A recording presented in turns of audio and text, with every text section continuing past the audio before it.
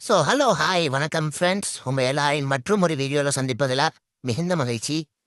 நேற்று நமக்கு முதல்வர் அவர்கள் கையினால் 5 பாடப்பிரிவுகளை சேர்ந்த தகுதி பெற்ற பேராசிரியர் பெருமக்களுக்கு கவர்மெண்ட் ஆர்டர் ப்ரொடியூஸ் பண்ணியிருந்தாங்க.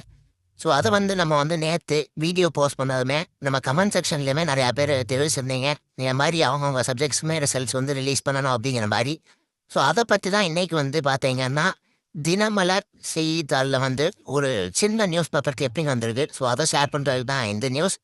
என்ன இதில் வந்திருக்கு அப்படின்னு பார்த்தீங்கன்னா, ஒரே நேரத்தில் தேர்வு எழுதியும் குறிப்பிட்ட பாடப்பிரிவுகளுக்கு மட்டும் பணி நியமனம், உதவி பேராசிரியர் பணிக்கு தேர்வு எழுதியோர் கொந்தளிப்பு அப்படிங்கிற மாதிரி இந்த நியூஸ் பேப்பர் கிளிப்பிங்கில் நம்ம கொடுத்துருக்காங்க. இதில் என்ன கொடுத்துருக்காங்க அப்படின்னு ரீட் பண்ணி பார்க்கும்போது நமக்கு மோஸ்ட்லி தெரிஞ்ச விஷயங்கள் இருக்கும். இதில் 5 பாடப்பிரிவுகளுக்கு முடிவு வெளியிடப்பட்டு 11 பேருக்கு மட்டும் நேற்று பணி நியமன உத்தரவை வழங்கியது சர்ச்சையை ஏற்படுத்தியுள்ளது அப்படிங்கிற மாதிரி கொடுத்துருக்காங்க.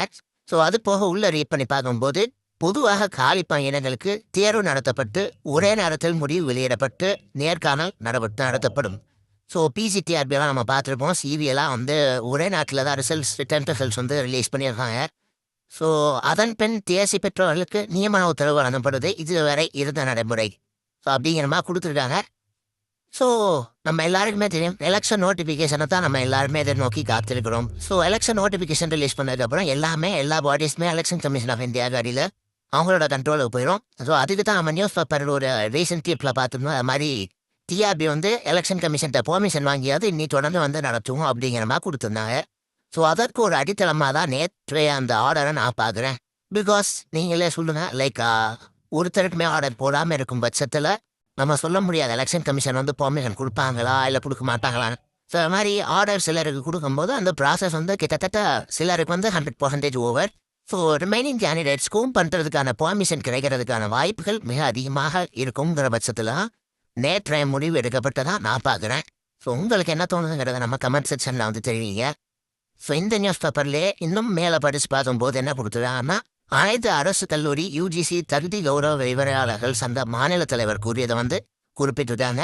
அவர் முக்கியமாக எதை ஹைலைட் பண்ணியிருக்காருன்னு பார்த்தீங்கன்னா, இதற்கு பின் பணியில் சேர்ந்தால் பணிமூப்பு பிரச்சனை ஏற்படும். அதாவது சீனியாரிட்டி இஷ்யூஸை பற்றி அவர் ரைஸ் பண்ணியிருக்காரு. இது ஒரு கரெக்டான விஷயம்தான். சீனியாரிட்டி பாதிக்கலாம். பட் நம்ம யாருக்குமே தெரியாது அவங்களுக்கு கொடுக்கப்பட்ட ஆர்டரில் அவங்களோட ஜாயினிங் டேட் எதுவும் மென்ஷன் பண்ணியிருக்காங்களா அப்படிங்கிறது நம்ம எதுவுமே தெரியாது. It's too early to comment on this.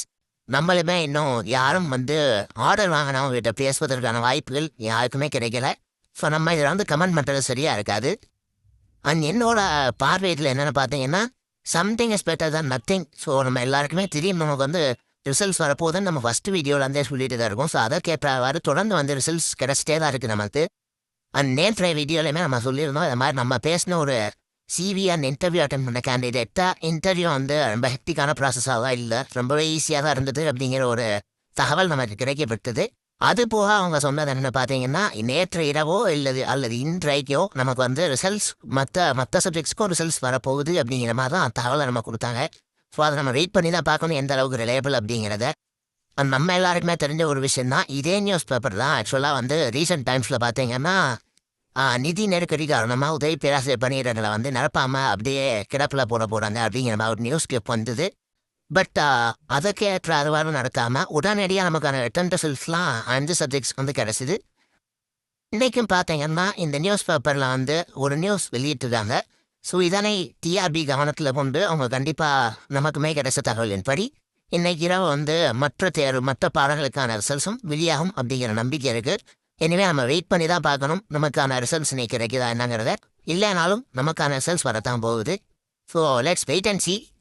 And நீங்களும் தொடர்ந்து உங்கள் இன்டர்வியூ ப்ரிப்பரேஷனை தொடர்ந்து பண்ணிகிட்டே இருங்க. நம்ம பார்ட் 1 வீடியோ நேற்று ரிலீஸ் பண்ணியிருந்தோம். அதுக்கான நெக்ஸ்ட் பார்ட் கூடிய விரைவில் நம்ம கேண்டிடேட் கூட பேசுவதற்கான வாய்ப்பு கிடைக்கும் போது உங்களோட டவுட்ஸுமே நீங்கள் பதிவிட்டு இருந்தீங்க, அது எல்லாமே நான் நோட் பண்ணிக்கிறேன். அதையும் நான் சேர்த்து வச்சு அவங்கக்கிட்ட கேட்டு நெக்ஸ்ட் பார்ட்டில் உங்களுக்கு வெளியிட ட்ரை பண்ணுறேன். Until then, see you. Bye.